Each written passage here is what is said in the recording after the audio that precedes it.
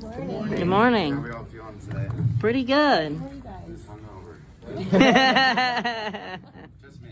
I'm not. I'm at 8:30. I'm not. All right. That's nice. You guys ready? Yeah. Oh yeah. All right. My name is Dr. Benny Graves. I'm a writer for Rue Morgue. I am a veterinarian, so the doctor's not just for show, and I understand that I look a lot like Mark Maron. So that's off the table. On Chucky and Tiffany consummating their union, John Waters had this to say: Godzilla didn't have sex. Frankenstein didn't jerk off. Child's Play is a unique beast, and who better to talk about it than the stars of what is, in my opinion, the center point of the series as a cultural force, Child's Play 2. Can I please get a warm welcome for Alex, Vincent, and Christine Elise? Woo!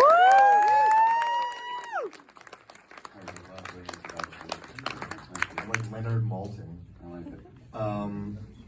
I have like a real personal history with this movie because as a little kid, I was very scared shitless of Chucky. Like even the image on this box, which was on like the big video store, the marquee thing, scared the crap out of me. And then I remember TNT played it all the time. And I was a little kid and I was just browsing and I saw the end, which is insane. It's the fireworks factory, right? Of all the Child's Play. Toy factory. Right, Yeah. but it's like you get to the fireworks factory, you know what I mean? That's like a bit, and it's like, it's nuts. Everything is nuts, but for me, this is the one that really takes the first movie, which is like a bleak movie about black magic murder, and it's Looney Tunes at this point, and you get to see Chucky implode at the end. And did you get the sense that this one had some, like a different feel, Alex, or in general, that it had this like cult movie potential? Well, it being a sequel made it feel like it was already on its way to be, you know, it was a bigger thing now. It was appreciated enough for us to get a sequel. Stuff like that factory and just the whole process of making it in at Universal Studios felt more grandiose. But if you're asking, did I think I'd be here at 42, 43 talking about it? No. Christine? Yeah, but what he said, I mean, there's no possible way to anticipate what it's evolved into being. And as far as our participation, you know, we weren't in the third one, so it sort of felt like that ship, you know, had whatever completed its course by the second one for us. So to come back so many years later has been unexpected and fucking awesome. Oh, yeah. I know that Brad Dourif recorded all his dialogue in advance. They had to, you know, pair it with the animatronics and stuff. But I know, Alex, you got to meet him before shooting the first movie. And did you guys get to meet him on the second one? Did he come to set at all? The second one, I don't think we saw him once. Okay. I don't remember seeing him. I did. I did a rehearsal with him just so he could hear how I was going to do my dialogue, so he could know how to record his responses and stuff. So and I was already a huge Brad Dourif fan when I met him, and I continue to be. I'm completely starstruck by him. I'm so intimidated, and I can't believe that he even knows who I am. That my life has come to a place where Brad Dourif knows who I am is awesome. Yeah, he's wild. Exorcist 3, one of my favorite movies. Yeah. Kevin Yeager. I want to interject one thing. Speaking of third films, I want to tell you a little story. That today I worked up the nerve to say hello to Eli Roth. And I interrupted a conversation. He's always talking to somebody. I finally cut in. So I'm so sorry. I'm Christine. I just want to say I'm a really big fan of the Hostel franchise. Alex and I get asked what our favorite movies are all the time. And we always mention Hostel in the conversation. He's, oh, thanks. And I said, I'm a really big fan. My favorite one is Hostel 3. And he said, I had nothing to do with that fucking movie. I haven't even seen it. So what I'm asking every one of you to do is to walk up to his table today and say, oh, you don't have anything from Hostel 3 on your table. So please, if you have the balls, please do that for me and save my embarrassment by making it a big joke. They look fucking great. And yes, CGI can be a tremendous gift unless you're using it to back up a car in the Roadhouse remake. But it can also replace a lot of creativity. And, you know, was it wild to see that in person happening, like all these dudes puppeteering this thing? Yeah, of course. In the beginning of shooting the first film, second, there were all kinds of wires coming out from Chucky. They did a lot of things on monitors, under sets, like built-up sets that they would go underneath. Yeah, for like people ask me all the time if I was afraid. For a 6-year-old kid, seeing this incredible like $1 million doll puppet that they can control his facial expressions.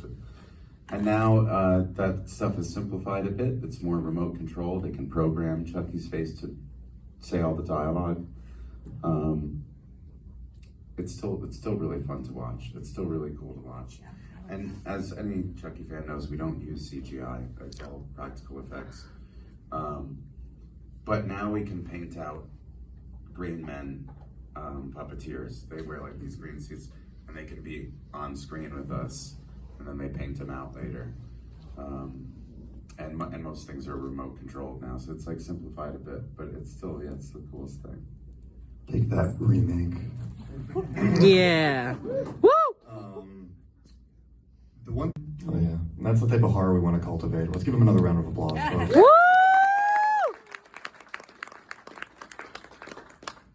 Alex, for you, you're not even 10 years old when you appear in Child's Play. And then what is it like growing up and going through your adolescence into adulthood with those first 2 movies in the rear view, and then, you know, coming back to it now? Yeah, I mean, I started really early. I was auditioning when I was 5. I got Chucky when I was 6. I did the second one when I was 8. And then I continued to audition for a while, but I was back in school. Back in those days, like, kids didn't see everything all the time, so most of the kids in my school like knew of Chucky but hadn't seen him yet. It wasn't really until I got to high school that everyone kind of knew about it. But I grew up in a really small town with like 80 kids that knew me before I left and knew me while I was making it and knew me after it. And for the most part, they just treated me normal because I was already Alex before, you know, they knew me before. It was the same kids. But when I got to high school, it got a little weird. But yeah, they don't, you know, kids are they weren't mean about it or anything, but they weren't exactly like, oh, that's awesome, Alex, you know. They're like kind of like, I don't know. Yeah. Horror wasn't as cool to like horror when we were younger. No, and horror wasn't nearly as accepted mainstream as it is now. Right. Even now, it's not as mainstream as it feels to all of us. Yeah. Yeah. Our orbit, you know. But yeah, back then it's true. Horror films was like stepbrother to porn, I think. And step siblings fight once in a while. Christine, as Kyle, one of the darker elements of the character, and maybe I'm reaching for this, but I feel like you encapsulate this idea of kids who are smart enough to recognize that like the foster system is meant to like shuffle them along, and I feel like you brought that idea to life. How do you feel about that? I just said the words they told me to say. So, yeah, I'm not an actor that like does a lot of research or does a lot of trying to get in the body of another person. I'm much more of an actor that tries to make that person as much me as I can, because that's the easiest thing to do. And also, everybody's individuality is the most unique thing they have to bring to anything. So if you try to, my best advice to if you want to act is don't ever do what you think they want you to do. Do what you would do. Sure. Because your life experience, etc., and your perspective is unique to you. So yeah, I was, you know, the character is not unlike me, and she's sort of a smart, dark, sarcastic kid. And I think that's probably why I got the part, because I'm so sort of much like that too. So yeah. You know, speaking about the family relationships, and how Christine and I are and we're very, very close, but I find it funny that in Child's Play 2, we were foster brother and sister, and now in real life, we are, and Chucky adopted us, pretty much. Is how That's fantastic. All right, let's get weird with it. Alex, you're from Wayne, New Jersey. I'm not. Oh, that's incorrect. Wikipedia. Wikipedia failed you. Guess where it's from? No, yeah, who knows where I'm from? Yeah. Oh, I'm from Hackensack, New Jersey. Oh, okay. Which is where the show takes place. That's not Don trying to fuck with me at all. So, where Wikipedia incorrectly said you were from, which is Yeah, Wayne. I was born in Wayne, New Jersey. Okay. Never lived there. That's Wayne General Hospital is the hospital I was born. Gotcha. I spent, I think, the day and a half there. And I'm also a Jersey boy. Yeah. And right near Wayne is this town called Lodi, which is where the Misfits Well, are Lodi, from. I also lived in. My father was a retired Lodi police officer. wow. He lived there for decades. It's like a mining town, right? I lived there for It a was. while too, yeah. And you're, speaking of alternative music, you're a big Nine Inch Nails fan. Mm-hmm. And you've seen them, what, like 70 times? Twice. Yeah. And, What's the number, Alex? 77. see, I was right about that one. And I've only seen them twice, but what are your favorite Nine Inch Nails tracks?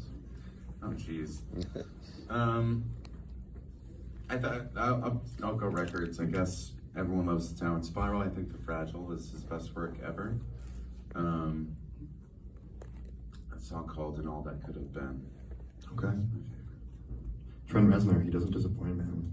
It's wild. Now he does like Pixar movies, right? Yeah, he's winning Oscars. Good for him. And speaking of weird alternative music, Christine, do you still have SSDs the kids will have their say on tape? I do. I have the demo tapes for that. I have a cassette tape of the demos for that. Yeah. That's wild. So SSD, for those of you who aren't aware, is like foundational hardcore punk music, and Christine was very much involved in the Boston hardcore community. You're in American Hardcore, which is a documentary about hardcore music. You're in All Ages. So what was that like, straddling the line between being in movies and TV, but also being part of this, probably the most responsible segment of the punk community? Rephrase that. So what was it like, straddling the line between like going into these like 90210 and Child's Play, which are like big movies, but also being part of like alternative culture? They weren't simultaneous. Yeah. I grew up in Boston. I left Boston in '84. I saw the Misfits a ton of times before 1984. I saw, but yeah, I was in the broader punk rock scene in Boston too, which most of the hardcore kids weren't. They were too young. My parents were cool and got me a good fake ID and took me to clubs to see bands when I was 14 and 15. So saw a lot of great stuff. Really great. Like I saw Bauhaus in a room this size when I was 16 or 15. I saw Prince in 1980. I saw him in the Dirty Mind tour with a thong and leg warmers on.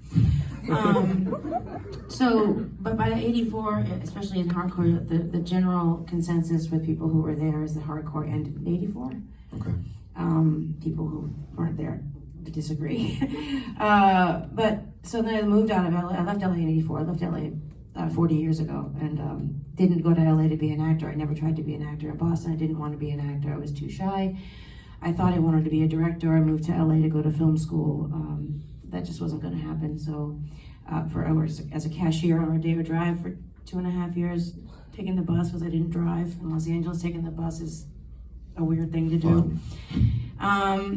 And then I was like, fuck, what am I gonna do? I can't be a fucking cashier for the rest of my life. I gotta do something. How can I get involved in the film community with no training, no skill, and no talent? I guess I'll be an actor. And I tried that, and I looked really young. I looked 15, and I played 15, 16, 17 for like a decade. Fantastic. But I did write the 90210 with the cramps in it. She did. She wrote an episode of 90210 with the cramps on it, and that's, man, what a contrast. 90210 and the cramps. And the cramps. You were also, so you were supposed to be in a movie, let's see if I'm right about this, called Boiling Point. Yes. With Wesley Snipes and Dennis Hopper. And Viggo Mortensen. And from his experience working with you, you were cast in the Vanishing Point remake. That's correct. As Kowalski's wife. Yes. And Mortensen plays Kowalski. What's that? Viggo Mortensen plays Yes. Kowalski. And what's Viggo Mortensen like? Viggo Mortensen's a fucking stud. Who doesn't love Viggo Mortensen? Even men want to fuck Viggo Mortensen. He's like a perfect person. Yeah, have you seen Eastern Promises? He's running Yeah, around he's with naked. his Yeah. dong out. Yeah. Well, he's European, you know. He'll run around naked That's true. freely. He was married to Exene Cervenka of X. Did you know that? Right, no. Yeah, they had a kid together. Yeah. Man, he's so fucking cool. He's the coolest thing ever. And so you are a native Bostonian, and you are a vegan, correct? Have you been to Veggie Galaxy? You gotta go. Next time you're in Boston, you gotta hit it up. It's all vegan food. Just there last week. Damn. It's wild, like what they do. They have like the junk food stuff and the pies that they make. It's unreal. Okay, that's enough of me yammering. Let's open it up to you fine folks. Any questions? Or are you, or do they have someone blocking you, standing in for Chucky? Yeah, it all depends. It all depends. If you're sharing the screen with him, then it's one-on-one with the doll. If he's not on screen, then he's not there, and you're looking at a piece of tape or something like that. Usually Brad's voice is still played back, which is helpful, but yeah, we've talked about this before, like almost always, if you don't see the other actor in that shot, they're probably not there. That's not true. Hold The on a actors are second. true. Sometimes the actors are there to read lines and stuff, but sometimes they're not. That's rare. Only a dick would do that. A lot of script supervisors have read a lot of lines to me, but That's fucked up. they just don't care about me, is what it is. So Well, you deserve it, because in Child's Play 2, he was 8 years old and child labor laws applied to him. So they would shoot him first, and then they'd shoot the doll, because the doll's really expensive. He was 9 SAG actors working him. So, like, did you see us all three on the screen? They were in the same frame. They were all there. Then they'd shoot Alex out. Then they'd shoot the doll out. And I did all of my work to tape on C-stands. So, yeah. They were like, a punk chick, you're after the doll. Yeah. Was it hard to act, to give a good performance when you were basically looking at nothing, or? Yeah. it's more challenging, yeah, for sure. Yeah, when you like I've always said about ER, like it's so well written and the other actors are so talented. If you're paying attention, 90% of your job has been done for you by the people who are around you doing their job. I've cried on set because Dana Delaney's crying and I'm off camera crying because she's so moving. But so when you get that, but as far as it being a doll versus a human, no, it's all fake. So it doesn't matter who. And the doll's really pretty real when he comes to life. So The doll's pretty real, and I've known him for a while, so I feel like the scenes that I'm actually sharing with Chucky, I'm actually pretty comforted. like I know how to act with him. Over there. Big family, like in Toronto, hanging out. And just, It was what great. that was like, the chemistry and everything. It was great. Like we said earlier, the Chucky family is a real thing, and so yeah, it's easier to do things when you're around your friends. So So you feel like any pressure, it just comes naturally. it's kind of more pressure actually, Yeah, because you there's really a little owe bit of some. You feel like you owe everything to these people, and Don in particular. So, and it's also kind of weirdly awkward to act in front of your friends. It's easier to act with strangers than with people that you consider family, and they're also fucking good too. Everyone's, that's you know. also very true. Yeah, it is. It's intimidating, the talent that we work with, but yeah, but spending all the time, we have a lot of downtime and stuff, so spending that with them makes the experience a lot better. The nun? I have more of like a statement rather than a question, but I just wanted to thank both of you and everything from me growing up and watching the originals and then going through and having my son. Love you guys so much and bringing me back, us closer together, sitting there, watching it all together from the series, like every day coming home, TiVoing it, watching it, and just I appreciate you guys very That's much what it's all about. and the Thank work you you. That's do. really sweet. Thank you. That's how you're a Chucky family too. See? Yes. Come to Eli Roth's table and congratulate him on the success of Let's get a Hustle round of 3. applause for the fire.